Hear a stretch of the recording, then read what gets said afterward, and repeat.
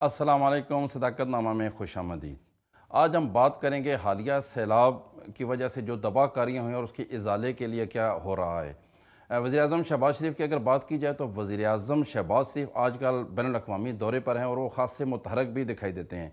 हमारी दुआ है कि वो कोई बड़ा पैकेज लेके आएँ जिससे सैलाब ज़दगान जो हैं उनका कोई इजाला हो सके। इसके साथ साथ हम बात करेंगे सहाफ़त पर भी कि मौजूदा जो पाकिस्तान में सहाफ़त है वो आज़ाद है कि नहीं है और सहाफ़ियों को किन मुश्किलात का सामना है।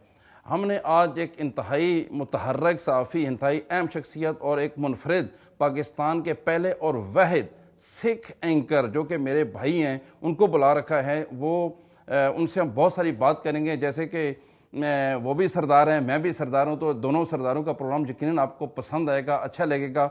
मेरी मुराद हरमीत सिंह। हरमीत सिंह जो है वो इंतहाई दिलचस्प शख्सियत हैं। वो इस वक्त भी नेशनल और इंटरनेशनल लेवल पे सहाफ़त कर रहे हैं और कैनेडियन किसी फ़िल्म के एक हीरो भी हैं। वो क्या कर रहे हैं इनसे वो भी पूछेंगे और सहाफ़ियों के प्लेटफॉर्म पे बहुत मुतहर्रिक हैं।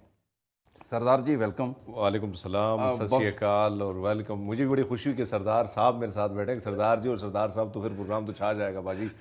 और बहुत अच्छा लगा आपको देख के। और ये प्रोग्राम माशाल्लाह जिस तरह ये चैनल है इसके लिए हमारी वैसे भी जो बेस्ट विशेज़ हैं वो हमेशा आपके साथ रही हैं। और जिस तरह आप लोग प्रोग्राम कर रहे हैं तो बड़ा अच्छा छाया हुआ प्रोग्राम है। सरदार जी पाकिस्तान आने से पहले मलेशिया में थे, बहुत अच्छा बिजनेस कर रहे थे और वेल सेटल थे। अचानक पाकिस्तान आमद और फिर सहाफ़त। सर क्या वजह है? पाजी बात ये थी कि आपकी बात दुरुस्त है कि कोलमपुर में मैं था और मुझे याद है कि मैं गुरुद्वारे गया तो उस वक्त कमीज शलवार में मैं था। तो कुछ सरदारों ने मुझे देखा तो उन्होंने मुझसे पूछा पाकिस्तान के हवाले से कि पाकिस्तान के हवाले से आप पाकिस्तानी हैं? तो मैंने कहा जी पाकिस्तानी हूँ। तो कहा आपको डर नहीं लगता वहाँ पे रह के? वहाँ तो कहा जाता है कि minority is not safe there. तो मैंने उनको कहा कि भाई ऐसी तो बात नहीं है, वहाँ पे नॉर्मल हमारी ज़िंदगी गुजर रही है जैसे तैसे है, वैसे जिस तरह जो मेजॉरिटी गुजार रही है वही, चाहे अच्छी है या बुरी है, लाइफ एक जैसी है हम सबकी। लेकिन वो उनको समझा समझा के थोड़ा टाइम मुझे लगा और मैंने ये फील किया कि इसी तरह एक शख्स को अगर मैं समझाऊंगा तो उसमें तो पूरा टाइम लग जाएगा। पाकिस्तान का जो बुरा इमेज है पूरी दुनिया में जिस तरह दिखाने की कोशिश की गई है उसको ठीक करने के लिए कुछ ना कुछ तो हमें माइनॉरिटी को भी करना होगा। और जब मैं पाकिस्तान आया उस वक्त मैं सोशल मीडिया पे काफ़ी एक्टिव था और लिखता भी था। तो जब मैं उस वक्त ही मुझसे एक दोस्त ने रब्ता किया था, शाइक नाम था उसका, और वो एक निजी चैनल में काम करते थे। तो उनका कहना ये था कि जब पाकिस्तान आप आओ तो मुझसे ज़रूर मुलाकात करें।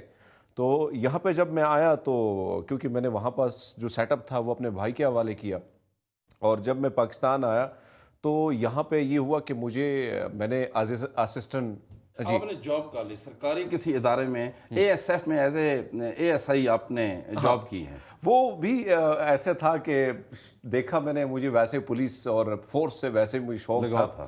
तो मैंने सोचा वैसे बेरोजगार बैठने से बेटर है, क्योंकि ज़ाहिर बात है कि जब आप पाकिस्तान आ जाते हैं बहुत सारी चीज़ें नई करनी, नई नए नए जो शुरुआत है। और बिज़नेस जो मैंने किया मुझे दोबारा यहाँ पे शुरू करने का दिल था ही नहीं।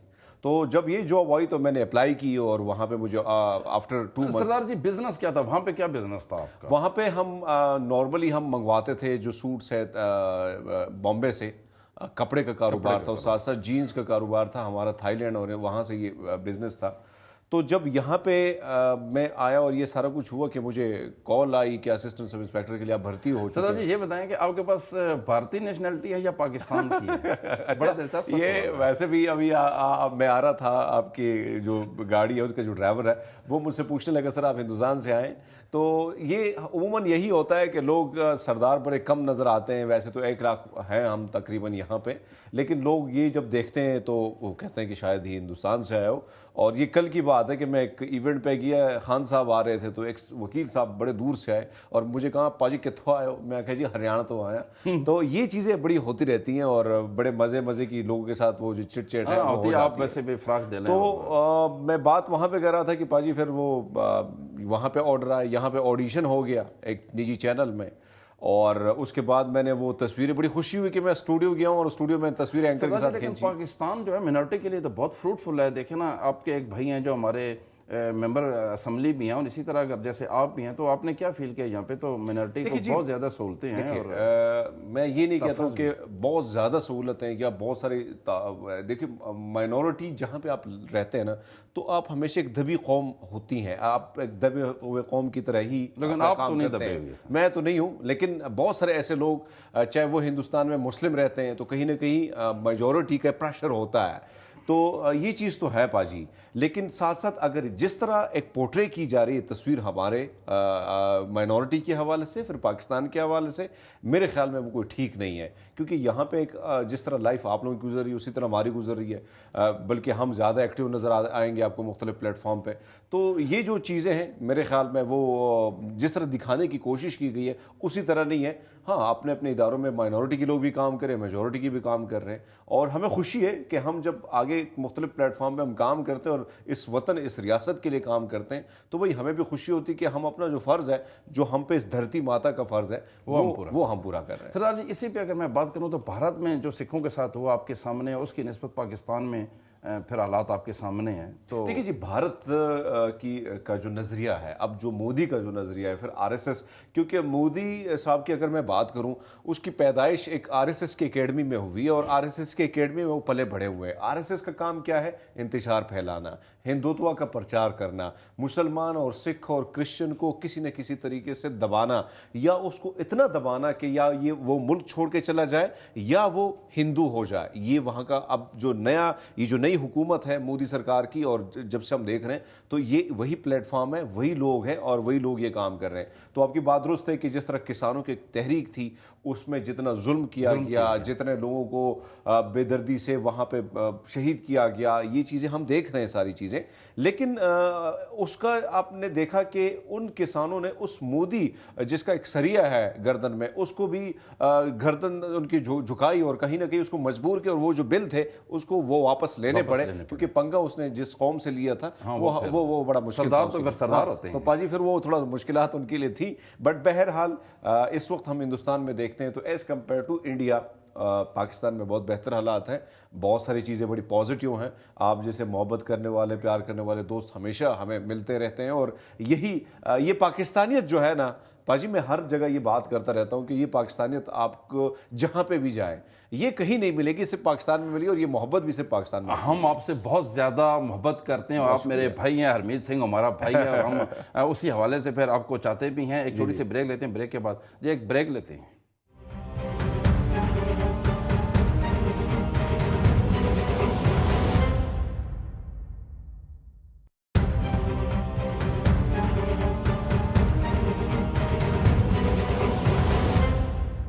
ब्रेक के बाद खुश आमदीद हरमीत सिंह, एक नंबर एंकर होने के साथ साथ इस वक्त नेशनल और इंटरनेशनल लेवल पे क्या क्या कर रहे हैं, आवाम सुनना चाहती है, आवाम देखना चाहती है। भाजी वैसे तो मैं एक बैनुल-अक़वामी चैनल का ब्यूरो चीफ हूँ यहाँ पाकिस्तान में, और इसी के साथ साथ मैं मुख्तलिफ प्रोजेक्ट में मैंने काम भी किया है।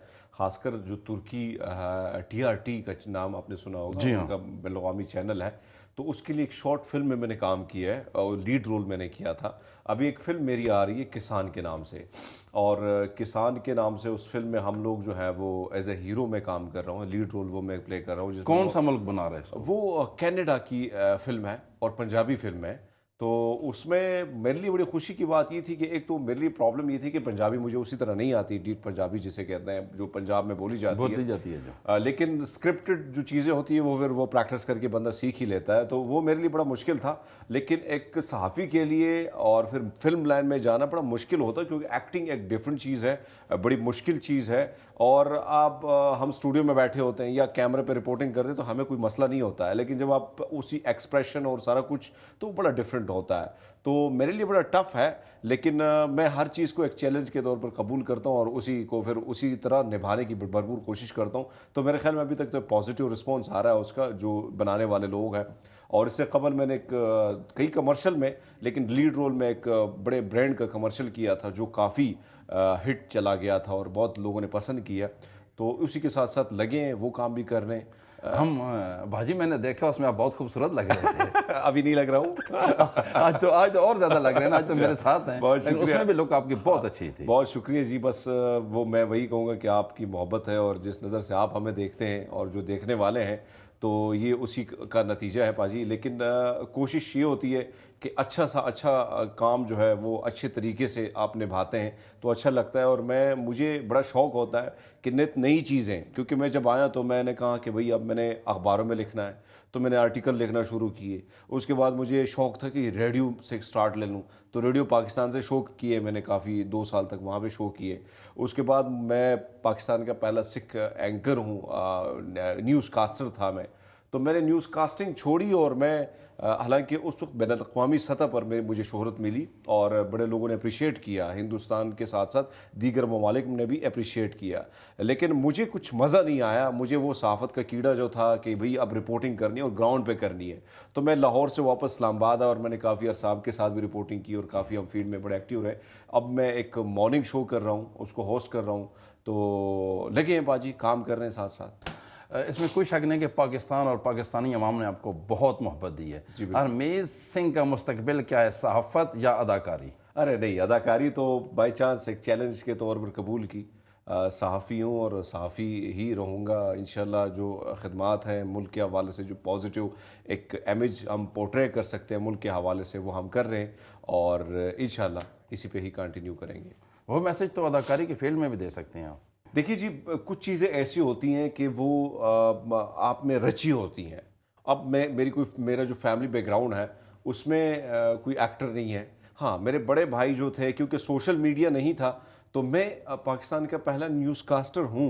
लेकिन सहाफ़त के हवाले से वो प्रेसिडेंट थे डिस्ट्रिक्ट शांगला के, और वो सहाफ़ियों के सदर भी रहे हैं काफ़ी अरसा। तो वो और दूसरे भाई बहुत अच्छे लिखारी हैं, कुलदीप सिंह। तो ये जो दोनों भाई हैं, इनका जो लिखने का स्टाइल था, और कहीं ना कहीं उसको देख के फिर वो जाहिर बात है, जब कोई ना कोई घर में कोई लिखारी होता है, कोई लिखने वाला होता है, पढ़ने वाला होता है, तो कहीं ना कहीं आप में वो चीज़ आ ही जाती है। तो एक्टिंग तो बाई चांस ही सब चांस लग रहा है, क्योंकि मुझे नहीं पता था कि कैनेडियन फिल्म वाले मुझे साइन कर रहे हैं। मेरे मुकाबले में बड़े बड़े एक्टर थे, लेकिन कोई ऐसी चीज़ उनको मेरी पसंद आई जिसकी वजह से उन्होंने मुझे साइन किया। लेकिन एक्टिंग मेरा मुस्तकबिल नहीं है पाजी, सहाफ़त में ही रहना चाहता हूँ। और आपके साथ ही फील्ड में ये जो आपने जो बात की पॉजिटिव, बिल्कुल फिल्म के ज़रिए, ड्रामा के ज़रिए भी हम कर सकते हैं। लेकिन इस वक्त अगर देखा जाए तो पूरी दुनिया में सहाफ़त को ज़्यादा देखा जाता है। तो वो भाजी दसो कि उस फिल्म में बाकी भारतीय ने और भी सिख हैं? सर नहीं, हमने कुछ कैरेक्टर जो है उनको सरदार बनाया हुआ है, जो मुस्लिम है और पाकिस्तानी है। और उसमें शो ऐसा किया गया कि ये शूटिंग जो है ये कहीं ना कहीं हिंदुस्तान में हो रही है। लेकिन कनाडा में रही है, और कनाडा में कुछ है चीज़ें, लेकिन हाँ, लेकिन ज़्यादातर काम इधर ही है। भाजी ये दसो कि पाकिस्तान का जो मीडिया है कितना आज़ाद है, या कितनी तगो-दो की मजीद ज़रूरत है आज़ादी के लिए? देखिए जी, आज़ाद तो मैं नहीं कह सकता हूँ, कहीं ना कहीं कदगन है, कहीं ना कहीं पाबंदियाँ हैं। और वो पाबंदी आपको भी पता है कि कहाँ से पाबंदियाँ होती हैं और कहाँ से पाबंदियाँ लगती हैं। तो हम तो ये नहीं कह सकते। हाँ, अभी भी जदोजहद की ज़रूरत है। बहुत मुश्किलात हैं मीडिया में, और जो लोग आते हैं और जो आपको और मुझे टेलीविज़न पे देखते हैं, उनकी बड़ी ख्वाहिशें होती हैं कि कहीं ना कहीं जाके जो वो ग्लैमर तो यहाँ पे नहीं होता, लेकिन ये जो दिखता है टेलीविज़न पे, जो लोग देखते हैं वो समझते हैं कि कहीं एक बहुत अच्छी लाइफ होती है। लेकिन सहाफ़ी की पाकिस्तान में, क्योंकि दुनिया का ये वो उन ममालिक में ये शामिल है जहाँ पे बहुत ज़्यादा थ्रेट्स हैं सहाफ़ियों को। तो जब आप सहाफ़ी बनते हैं तो अपनी लाइफ जो है वो आप थ्रेट ही आपको एनी टाइम किसी न किसी सूरत में हो सकता है। और आपको याद होगा कि मुझे भी काफ़ी थ्रेट्स हैं, और खान साहब ने उस पर नोटिस भी लिया था जब वो वज़ीर-ए-आज़म थे। तो इस किस्म की चीज़ें तो आपको देखनी पड़ती हैं अगर आप इस मैदान में आते हैं। तो मेरे ख्याल में अभी भी जदोजहद, और आप जैसे और हमारे जैसे बहुत सारे ऐसे लोग हैं जो जदोजहद कर रहे हैं और मज़ीद ज़रूरत है जी। तो भाजी ए दसो कि ਜਿਹੜਾ ਤੁਸੀਂ ਤੇ ਅਸੀਂ ਕੰਮ ਕਰ ਰਹੇ ਹਾਂ ਤੇ ਸਾਡੇ ਨਾਲ ਦੇ ਜਿਹੜੇ ਬਾਕੀ ਸਾਡੇ ਭਾਈ ਕਰ ਰਹੇ ਨੇ, ਅਸੀਂ ਵੀ ਆਪਣਾ ਕੰਮ ईमानदारी ਨਾਲ कर रहे हैं या ਅਸੀਂ भी डंडियां मार रहे हैं? देखिए, कहीं ना कहीं क्यों मैं इस फील्ड में नहीं था, तो मैं ये सोचता था कि मैं हर उस खबर को जो सदाकत पर मबनी होगी, जो किसी के, जो शहरी के हक हुकूक की बात होगी, तो कहीं ना कहीं हम इस आवाज़ को बुलंद करते जाएंगे। लेकिन आज जब मैं देखता हूँ, मुझे दिल भी खफा होता है मेरा कि कहीं ना कहीं हमारे जो देखने वाले हैं पाजी, वो भी वो चीज़ देखना चाहते हैं जहाँ पे कहीं ना कहीं सस्पेंस हो, कहीं ना कहीं ऐसी खबरें जो मिसालादार खबरें हो, चटपटी खबरें हो। वो आम आदमी जो परेशानी में मुब्तला है, वो चीज़ें वो देखना नहीं चाहते हैं। कई स्टोरियाँ मैंने की हैं जो मुझे लगा कि ये बहुत हिट जाएंगी, लोगों ने उसको देखा तक नहीं, महसूस तक नहीं किया। लेकिन उसके बरक्स जो ऐसी स्टोरियां मैंने की हैं जो मुझे खुद हैरानी होती कि वो हिट चली जाती हैं, तो हमारे यहाँ कहीं ना कहीं जज्बाती पन जो है हमारी आवाम में बहुत ज़्यादा पाया जाता है। और वो जज्बातीपन, क्योंकि मीडिया, ये जो टेलीविज़न है, ज़ाहिर बात है ये एक बिज़नेस है और मालिक जो होता है उसको भी वही चीज़ बेचनी है जो चीज़ बिकती है मार्केट में, और वही चीज़ हम कर रहे हैं जो इस वक्त सहाफ़त में हो रही। बल्कि मैं ये समझता हूँ कि ये डंडिया जो आपने बात की, कमाल की बात की कि वही डंडिया है और हम मारते जा रहे हैं। बाजी भाजी एक छोटी सी ब्रेक लेते हैं, ब्रेक के बाद दोबारा आते हैं जी। एक ब्रेक लेते हैं।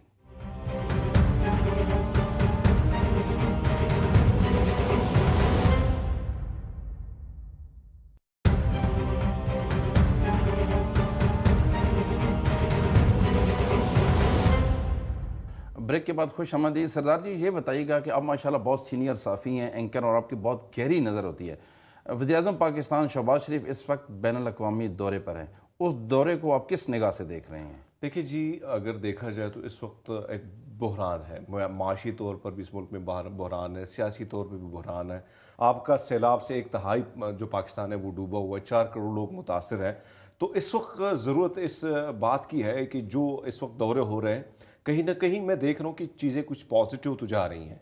और अगर पॉजिटिव रिस्पांस आएगा वहाँ से, तो ज़ाहिर बात है कि यहाँ पे जो जिन लोगों को इंतज़ार है, ज़ाहिर बात है हम वो सारी चीज़ें हम कवर भी कर रहे हैं, देख भी रहे हैं। इस वक्त इंफ्रास्ट्रक्चर जो है पाकिस्तान में जहाँ जहाँ तबाहकारी हुई हैं, तो बहुत ज़्यादा नुकसान हुआ है। फिर इन लोगों को आने वाले सर्दियाँ हैं, तो मेरे ख्याल में इस वक्त जितना भी और बैनुल-अक़वामी दुनिया को जितना इस वक्त उसको जो सपोर्ट है वो इस वक्त पाकिस्तान को चाहिए। क्योंकि अब माशी तौर पर ऑलरेडी मैंने आपको कहा कि आपके पास रिजर्व कितने हैं, फिर इन लोगों को संभालना आने वाले दौर में उनको एक तो मसला ये है कि जब से ये सैलाब आया हुआ है तो हम ये देखते हैं कि बीमारियां जो है वो बहुत ज़्यादा हो रही हैं। और इसी के साथ साथ सरदार साहब हम ये देख रहे हैं कि जो पोलियो है, कोरोना है, वबाई अमराज जो है ये दोबारा सर उठाएंगे। और ऐसे अमराज जो कभी सदियों पहले जो है वो ख़त्म हुए थे, वो दोबारा जो है वो सर उठा सकते हैं। तो इस वक्त वाकई में बैनुल-अक़वामी सतह पर एक्टिव होना वज़ीर-ए-आज़म का या वज़ीर ख़ारजा का,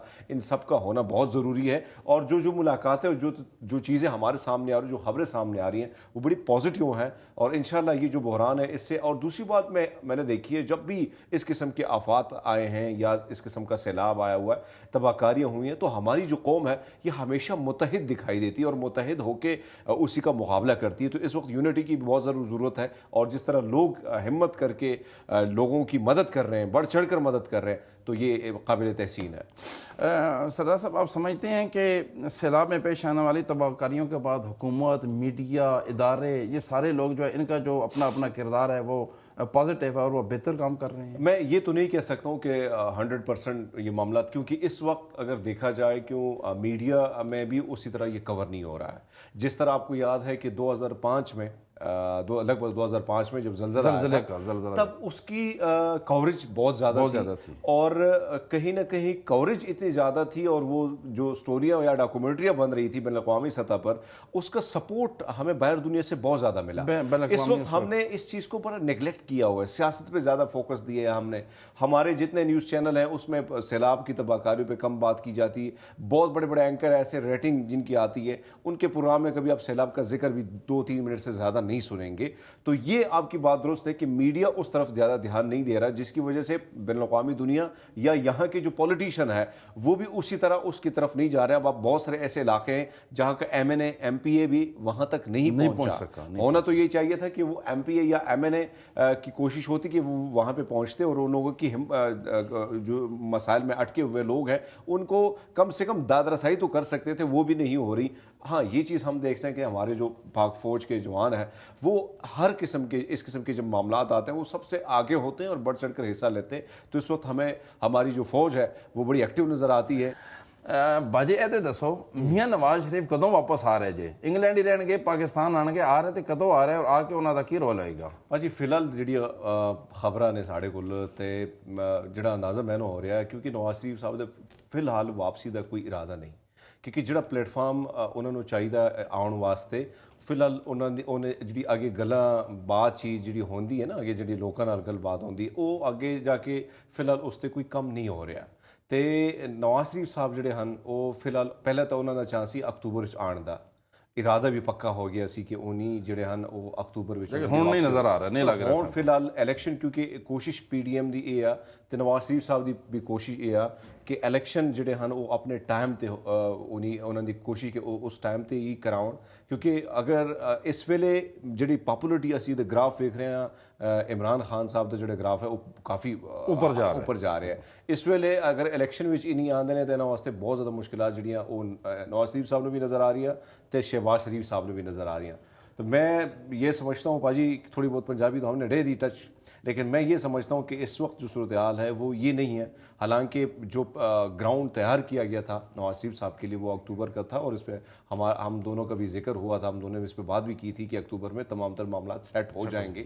लेकिन अभी सूरत हाल ये है कि मियाँ नवाज शरीफ साहब फिलहाल नहीं आ रहे हैं, और कोशिश, क्योंकि एक तो इलेक्शन खान साहब दबाव कहीं ना कहीं खान साहब का दबाव बहुत ज़्यादा है और वो डालने की कोशिश करेंगे, लेकिन इस वक्त अगर ये इलेक्शन में जाते हैं तो बहुत ज़्यादा नुकसान नून लीग को उठाना पड़ेगा, क्योंकि पॉपुलरिटी ग्राफ जो है वो गिर गया है।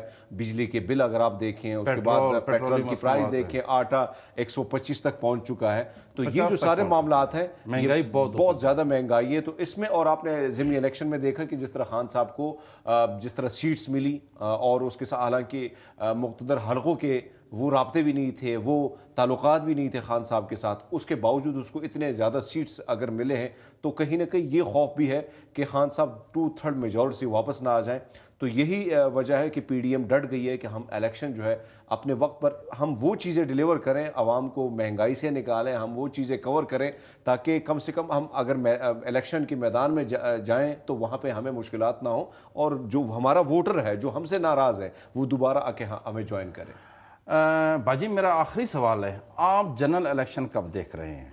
सर, इस वक्त जो मामलात थे, क्योंकि हमें IMF के साथ भी हमारे मामलात थे वो तकरीबन तय करने थे, क्योंकि उसको किसी न किसी, इससे कबल आपको याद है कि 25 मई को जब इमरान खान साहब निकलने वाले थे तो उसी दिन शहबाज शरीफ साहब ने ऐलान करना था असम्बलिया तहलील करने का, इलेक्शन के असम्बलिया तहलील करने का।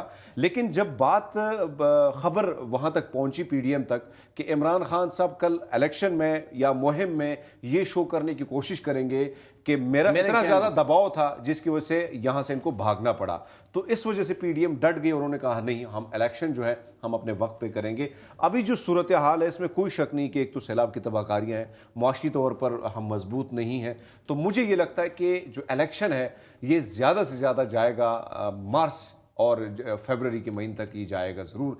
उसके के बाद जो है मुझे इलेक्शन दिखाई दे रहे हैं। अभी ये जो 2-3 महीने हैं इसमें ना इदारे आपके ना वो उस तरह एक्टिव दिखाई दे रहे हैं, ना वो राज़ी हैं, और ना दीगर हल्के जो हैं वो राज़ी हैं कि इलेक्शन कराए जाए। सरजार जी, बहुत शुक्रिया वक्त देने का। नाज़रीन, आपने हरमीत सिंह की बातें सुनी, इनके मुताबिक इलेक्शन जो है वो अगले मार्च के बाद दिखाई दे रहे हैं, उससे पहले नहीं। और इन्होंने सैलाब ज़दगान पर भी बात की और सहाफ़ियों को जो मसाइल हैं उस पर भी बात की। इंतहाई हर दिल अजीज़ और दिलचस्प शख्सियत से आपकी आज मुलाकात करवाई है। हमारे प्रोग्राम का वक्त ख़त्म होता है, हमें इजाज़त दीजिए। अल्लाह हाफ़िज़। पाकिस्तान जिंदाबाद।